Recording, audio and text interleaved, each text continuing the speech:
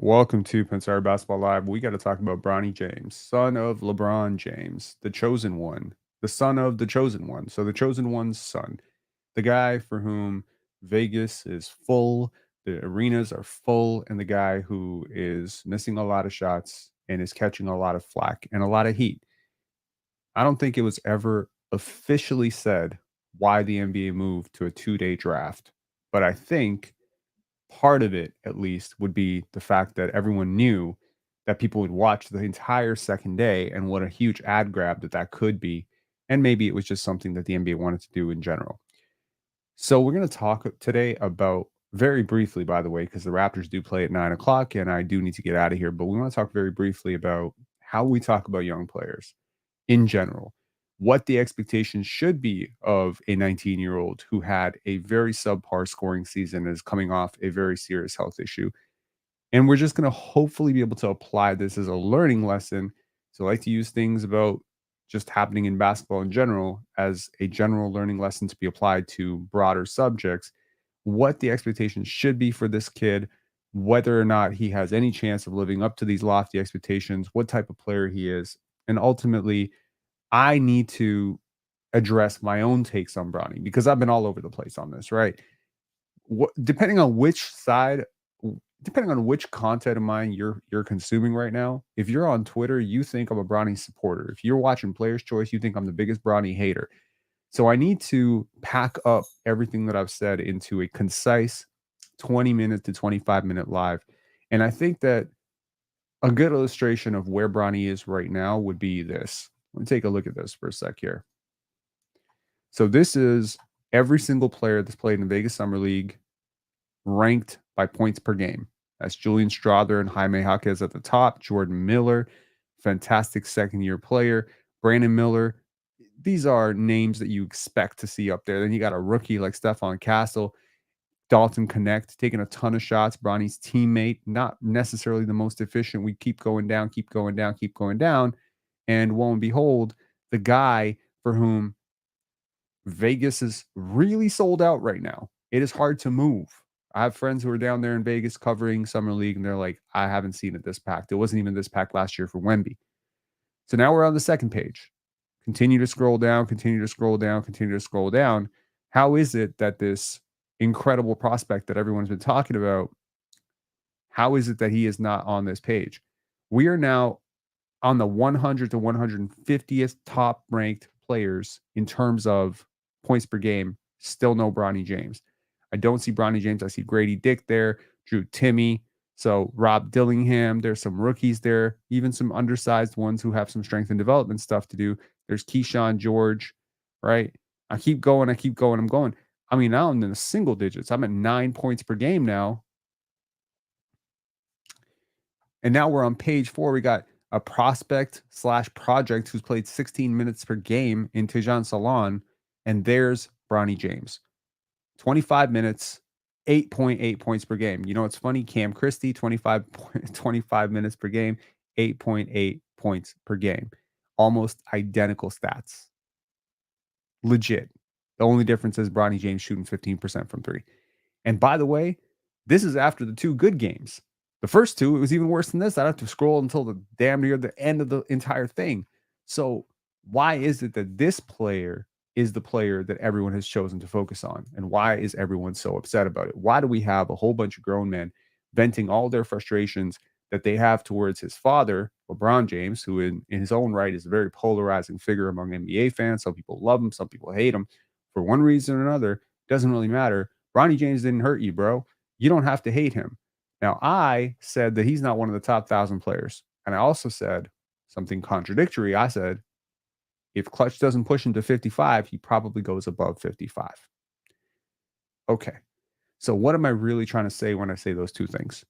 Number one, I think Bronny James has a chance to be a half decent rotation player somewhere down the line. I can also acknowledge that right now, as it is currently constructed, right now, today, July 19th, 2024, this day, right now, Bronny James is not one of the 1,000 best basketball players in the world. What I'm saying about Bronny James is true for most 19-year-old players. That includes 19-year-old Division 1, Division 2 players, 19-year-olds who are overseas working up their pro clubs. The truth is, players who are 19 aren't supposed to be great at basketball. That's something we often forget when we're talking about players like Grady Dick, players like Brandon Miller, who Brandon Miller's doing really fine right now, phenomenally well. But even players like Jalen Green in years past, when he struggled, Jalen Suggs, when he struggled, Cade Cunningham, when he struggled, again, they're 19 years old, 18 years old. They're not supposed to be better than EuroLeague vets. A lot of people pushed back on me and said I was crazy when I said Bronny's not one of the 1,000 best players in the world. So I want to break down why I feel that way. First of all, that's not an exaggeration. That's not even as far as I would go. I might go as far as 2,000. Now, how am I saying that? I'm saying Bronny James not one of the 2,000 best players in the world, and he currently plays in a league which has 450 jobs. And I'm making a video saying the Bronny James hate is stupid. And in fact, I might be saying something that you might determine as being the most hateful thing you've ever heard said about Bronny. But let me explain why I feel this way. Look at an NBA draft, any NBA draft. Okay. What comes through? There's 100 prospects at least vying for 60 draft slots. Now, if you're one of those 60 that gets selected, it's because someone saw you as an NBA player down the line. Someone getting picked might be 24 because they're seen as more of an immediate contributor. Someone picked might be 18, like Uri Shamshay, where someone's like, maybe he has the tools to be a contributor down the road. Ultimately, a draft pick is an investment in upside, an investment in production. And the production versus the upside argument, potential versus production, these two P's, sometimes they work in tandem. Sometimes you get very lucky. You get a guy who contributes right away, like a Scotty Barnes, but he keeps getting better. Sometimes you have to be patient. You have to wait 1, 2, 3, 4. Sometimes you have to wait 4 or 5 years. Sometimes the guy might not be even on the team that drafted him by the time he pops. A lot of guys. Sometimes the guy has to go overseas. Look at PJ Tucker. Look at Anthony Parker. Sometimes the guy's in the wrong situation. Anthony Parker at 19 was playing behind Jerry Stackhouse, or 19 or 20. I can't remember when he came out of Bradley. 19 or 20 years old, he was playing behind Allen Iverson and Jerry Stackhouse. Good luck cracking the rotation there. He goes overseas, plays in Maccabi Tel Aviv. Not a lot of people in the NBA even thought about Anthony Parker. I want you to think about the Toronto Raptors 2006, 2007 roster. Who really was on that team? There were a lot of players on that team that had been very good players over in Europe, but while they were very good players in Europe and immediately came over and became rotation players in the NBA, I'm talking Jose Calderon, who was an immediate contributor from day one, Jorge Garbajosa, immediate contributor day one, Anthony Parker, immediate contributor day one. Look at a guy like Jan Vesely, failed in the NBA, went over, won EuroLeague MVP. He can shoot free throws now, by the way. He was playing in Serbia prior to getting drafted by the Wizards. What a lot of people don't want to acknowledge is that there are 100 potential NBA players that go through the NBA draft every year. 60 of them get drafted, or 58 get drafted. And they are drafted to develop. Now, when a team invests a second round pick in you, you're given a 2-year shot, 1 to 2 year shot. If you're given a shot, by the way, some teams, they take their second round pick, they stash him, and he never comes back. I think DeAndre Daniels comes to mind as a guy that happened with. It's rare, but it can happen. But a first round pick like a Malachi Flynn or a LeBron James or a Carmelo Anthony, crazy to put those three in the same sentence, but bear with me. Jacoby Walter this year, first round picks, Grady Dick, right? Derek Lively. You're investing 4 years of money. It's very rare for you not to pick up his contract, to not pick up the options. So 4 years pretty much to team control for 10 years almost. And you're doing this on the basis that that player will get better. That over the years, they're going to get a little bit better, a little bit better. And at some point, you will see some upside on that investment. Some guys don't show upside. Some guys are going to go to China because that's the proposition that the league has for you. That's what every NBA team is basically banking on that at some point you are going to show me that you are really an NBA player, that you're a worker, that you're able to hang at the NBA level. And that's going to come down to skill development, strength and training, basketball IQ developing. Bronny James is not supposed to be a really good basketball player right now. When he goes and plays on an NBA court next year, and I'm sure they'll do it, and I'm sure because it's the Lakers and, it's a star factory and whatever, they gotta appease the masses, and LeBron's gotta appease the masses, and he's probably gonna catch a lob from his son, and this is his lifelong quest, and kudos to him. Bron is a great father. He has been a great father to his kids, and respect to him for that.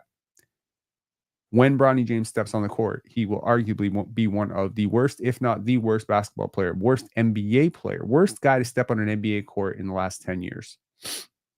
That's because he's 19, he's undersized, he doesn't have an NBA skill, but that's not hating. Understand my point. Objectively pointing out the obvious reality of a player is not hating. Saying that a player has a funky jump shot when they have a funky jump shot is not hating. Saying that a player needs to defend better is not hating. This is fact.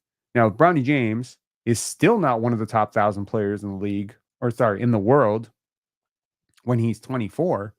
We'll have a really, really big problem with that. That will be a problem. Problem for him, problem for the Lakers, and problem for whatever team he's on at that point. That will be a problem then. But right now, it's not a problem for me that he's not better than Mike James over in Europe. Mike James is way better than Bronny James. By the way, let's not even talk about the big three. Let's not talk about retired players who could still kick it like a Vince Carter. Let me ask you a question. 47-year-old Vince Carter versus Bronny James. Who you got money on? Come on. Let's not be stupid now, right?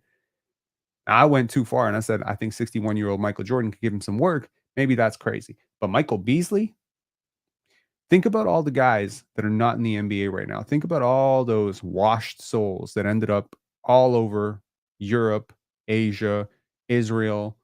Look at Patrick Beverley. Patrick Beverley not in the NBA. He will not be occupying one of those 450 spots. He's better than Bronny James.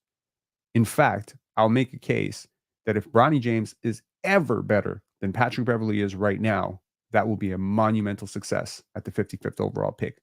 We need to be real about who these players are and what the expectations are for a 55th pick, or in the case for the Toronto Raptors, as I assume a lot of people are going to watch this, unless this blows up in some major way on some Lakers forum, are Raptor fans. And so what are our expectations of a player like Ulrich Shamshay, or any second round pick for that matter?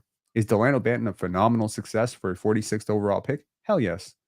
He is a phenomenal success for a 45th or 46th overall pick, because the very math of it says that a 46th overall pick should not be an NBA player for more than 1 year, 1 or 2 years. That's the math. Now, the league is getting more talented. Teams will wake up to the value of high second round picks. The Raptors, to their credit, traded for one with Detroit, which they used on Jonathan Mobo. And they also traded for one next year, which they'll use on God knows who yet. But when that player comes in and he's 18 years old and he's raw, or he's 19 years old and he hasn't been playing basketball for very long, please accept that there are hundreds of players outside of the NBA that are better than that player. And when I say hundreds, I do mean hundreds of players that are better than that guy. And so, does any of this hate make your life better? Does sitting there slandering a 19-year-old and saying, he's this, he's trash, he can't do this, he can't do that. Yeah, no shit.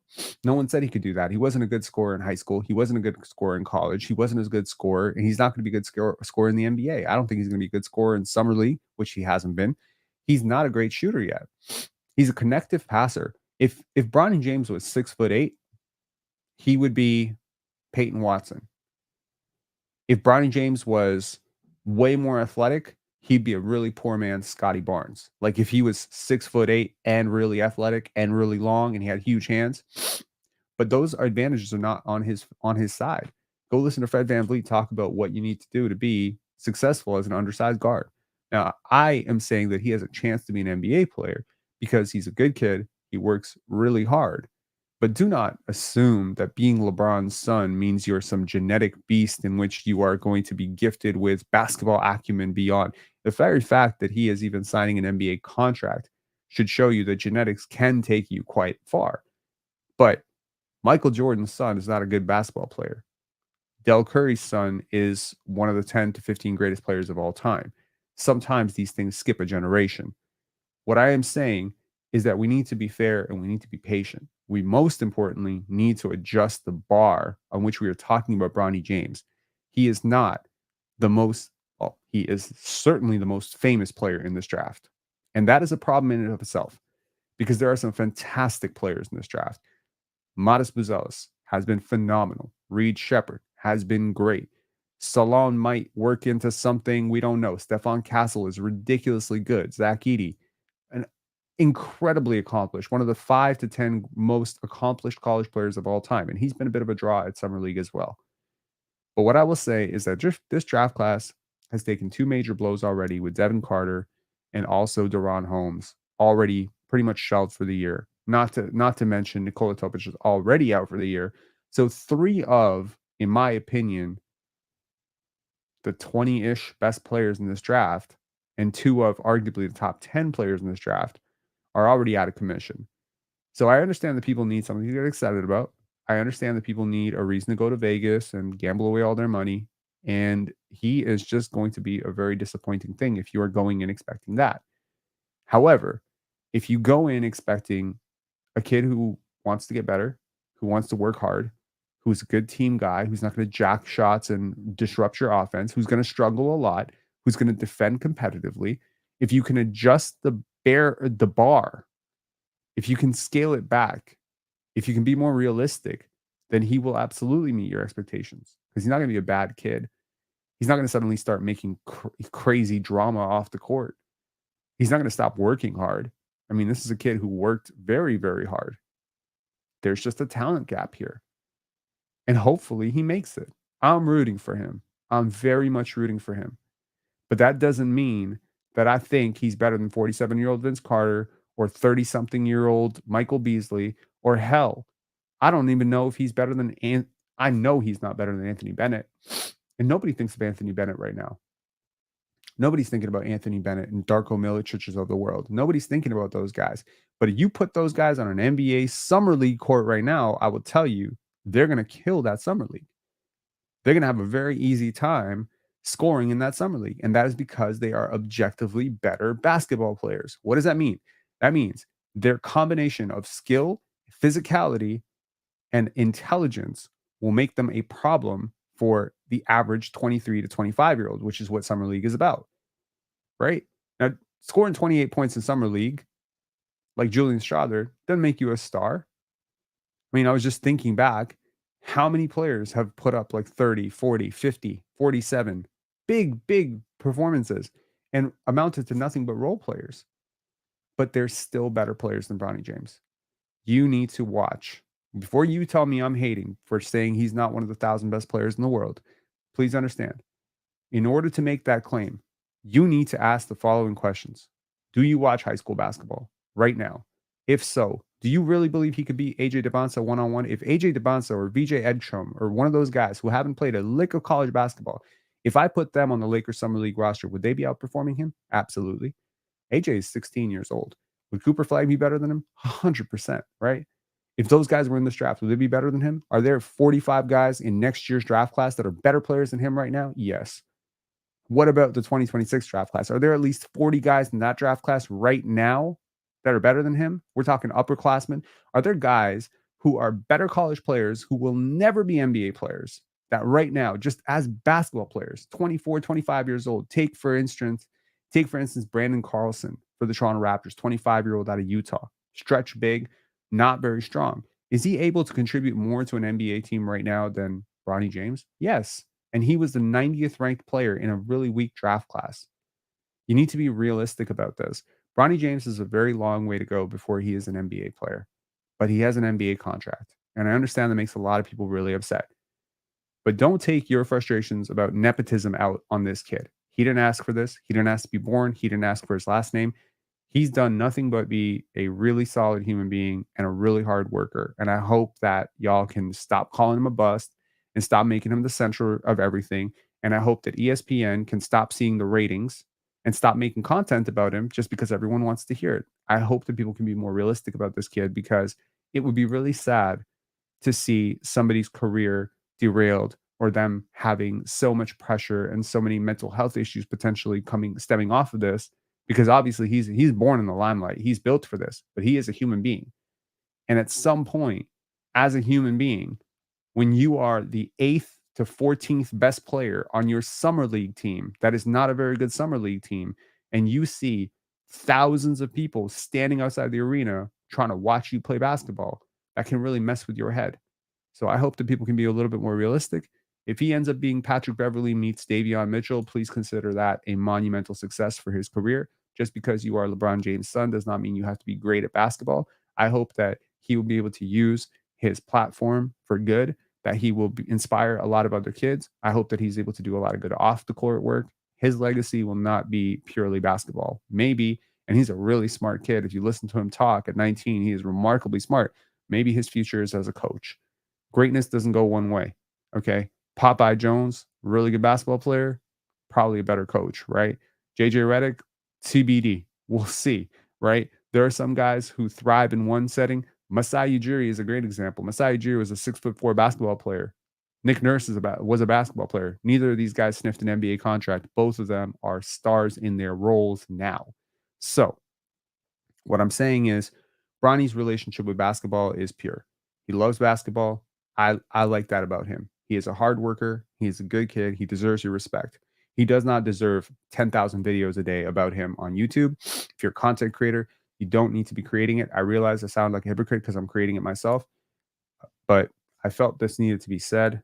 I hope it made some sense, and I hope that this can be applied also to players like Grady Dick and Uri Shamshay, who have so far to go physically and mentally to be that good.